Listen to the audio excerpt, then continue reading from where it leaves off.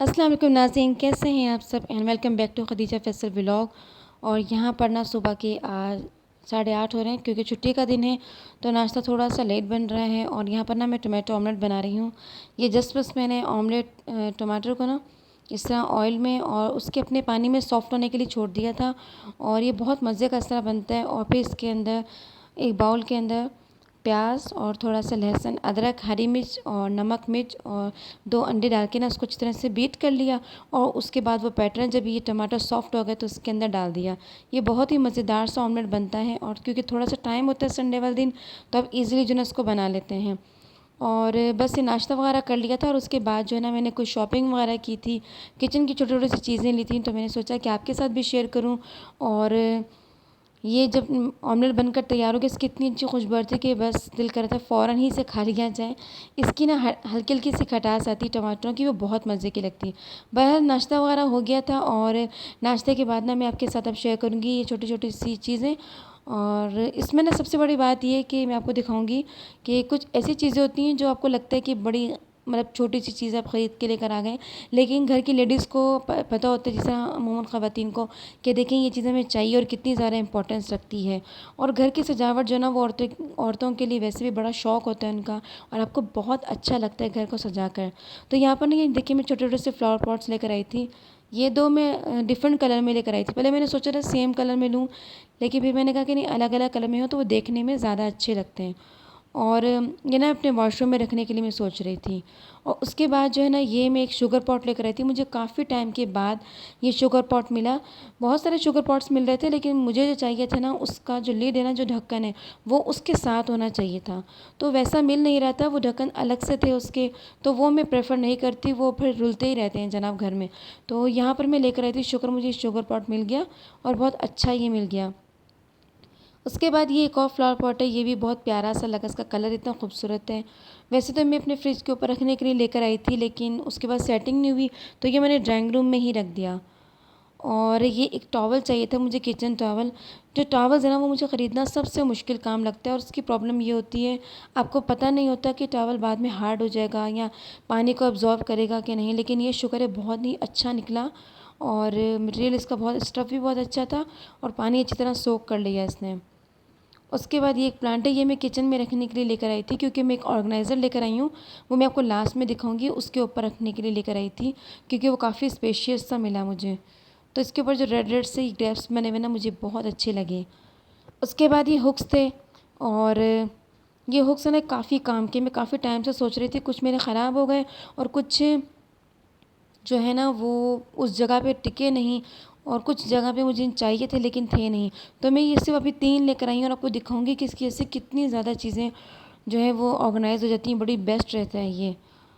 और ब्रश मुझे चाहिए थे किचन में छोटे छोटे से इस तरह के, लेकिन मुझे लेना तो एक ही था, बट इसकी कुछ ऐसी ऑफ़र्स होती हैं, वो 2 पेयर्स के अंदर नहीं मिल रहा था, तो ये 2 में था, यानी कि आपको 2 ही लेने थे।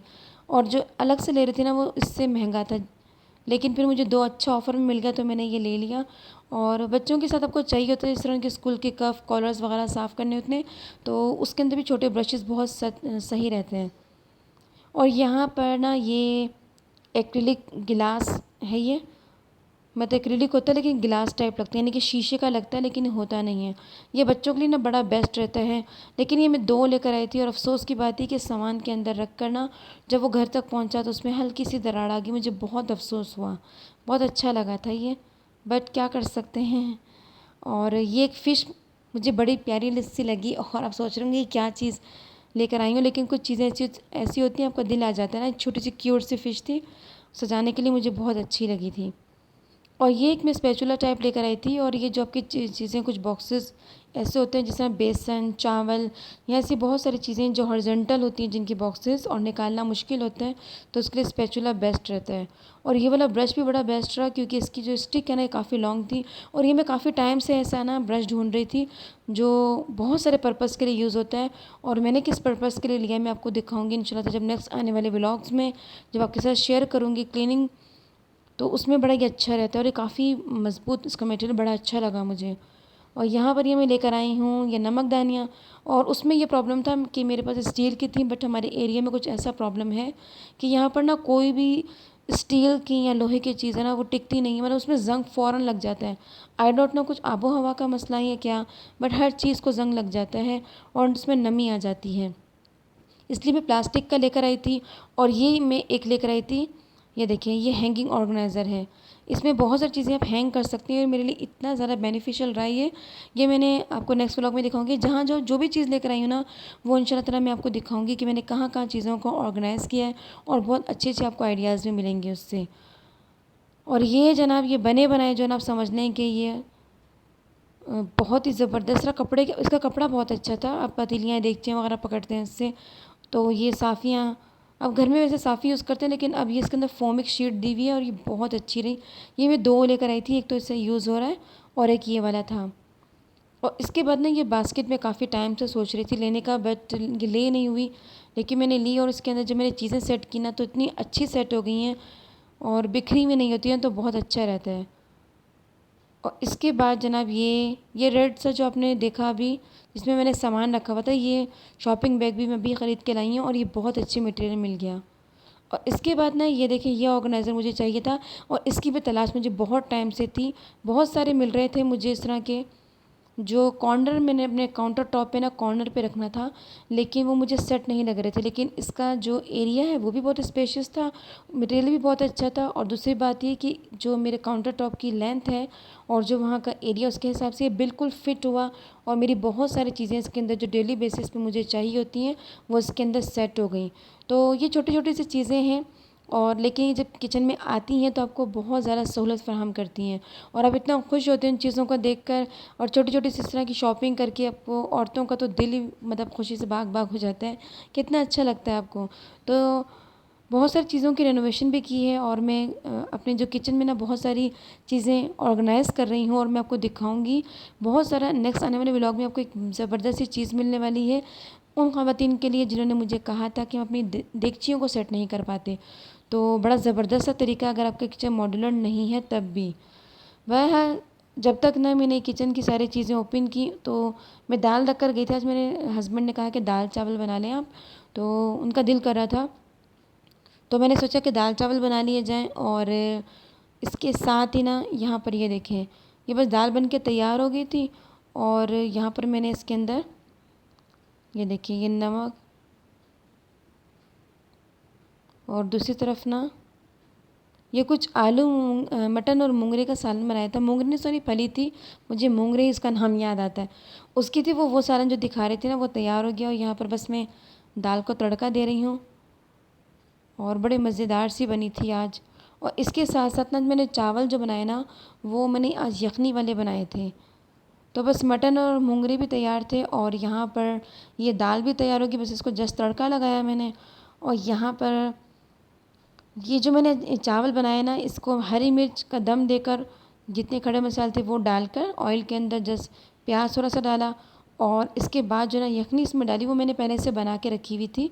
और मैं अक्सर ऐसा करती हूँ जब पुलाव बनाती हूँ ना, तो कि यखनी थोड़ी सी बचा लेती हूँ। आप ये चीज़ ट्राई कीजिए, इस तरह चावल बहुत मज़े के बनते हैं, यानी कि आप जब दाल चावल बनाते हैं।